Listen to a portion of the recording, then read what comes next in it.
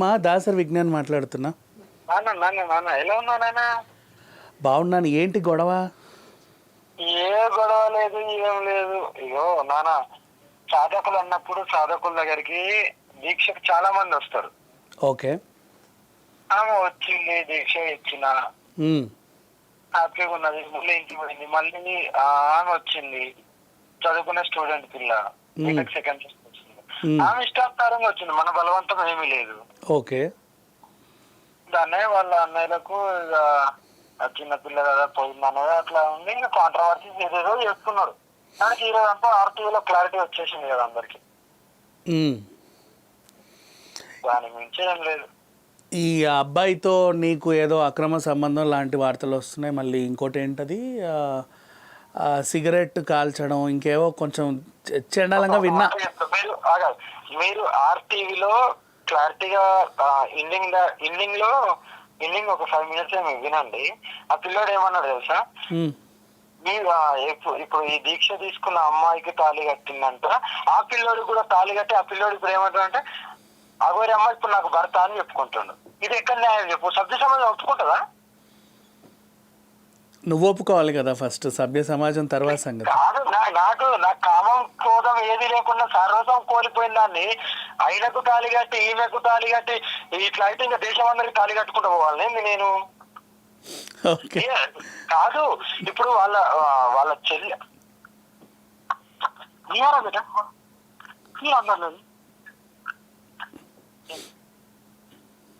నేనేమంటున్నా నాన్న, ఇప్పుడు సభ్య సమాజంలో మనం ట్రెండింగ్ లో ఉన్నామని ఏది చెప్పినా కూడా వింటారు ఉన్నారు.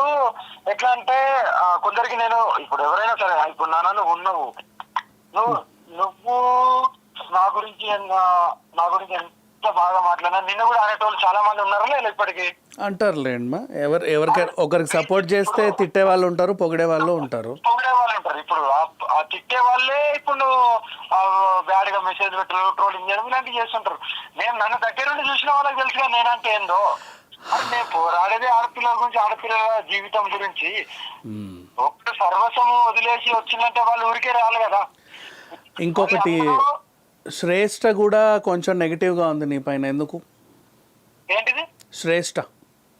శ్రేష్ఠ అంటే శ్రేష్ఠ మా సిస్టర్. నువ్వు వెళ్ళి వాళ్ళ ఇంటికి వెళ్ళావు కదా. ఎవరింటికి? ఓయ్, శ్రేష్ఠ తెలీదా? మర్చిపోయావా? లిరిసిస్ట్, నీకు తిండి పెట్టింది. నెగిటివ్ ఏం లేదు. అక్క నాకు చాలా గైడెన్స్ చేసింది. అయితే ఇలా కాదమ్మా, కొన్ని రోజులు దీని గురించి కాంట్రవర్సీగా మాట్లాడదమ్మా ఇది అంటే నేనేమన్నా అంటే నేను రిప్లై ఏమి ఇవ్వలేదు. ఇంకా అప్పుడంటే మేమిద్దరం మాట్లాడదాం. నేను అన్నాను, అక్క నేను అలా కాంట్రవర్సీస్ కి అయితే నేను వెళ్ళను. ఆమె చెప్పిన కొన్ని అంటే అమ్మ ఇలా చేయమ్మా ఇలా అంటే ఇంటికి వెళ్ళాను తెలుసా. ఇంటికి వెళ్ళి మంచిగా వండి పెట్టింది భోజనం. అది ముందు గతంలో. ఇప్పుడు తను కూడా నెగిటివ్ గానే ఉంది నీ పైన. ఎందుకు? ఏమో మళ్ళీ ఎప్పుడన్నా ఫోన్ చేసావా? మాట్లాడావా? నేను ఈ మధ్యలో ఇంకెప్పుడు మాట్లాడలేదు. నేను ఈ కాంట్రవర్సీలనే కొద్దిగా. ఓకే. అంటే ఎందుకు ఎప్పుడు వార్తల్లో నానాలా ఏంటి? ఖచ్చితంగా ఏదో ఒకటి చేసి నేను నానాల ఆ మధ్యలో ఈ దర్గా విషయం తప్ప వేరే దాంట్లో దేంట్లో నేను రావట్లేదు. కానీ ఎప్పుడైతే నేను దీక్షలు ఇచ్చిన శాసన ఇప్పటికి 11 మందికి ఇచ్చాను అమ్మాయిలకు.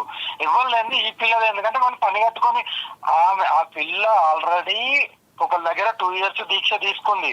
కానీ వాళ్ళు ఏం నేర్పించకుండా నన్ను అప్రోచ్ అయింది. అంటే ఏంటి, ఏం దీక్షలు అవి? సన్యాస దీక్షలా? అఘోరి దీక్ష. ఓకే, వాళ్ళు ఇష్టపూర్వకంగానే వస్తున్నారు కదా.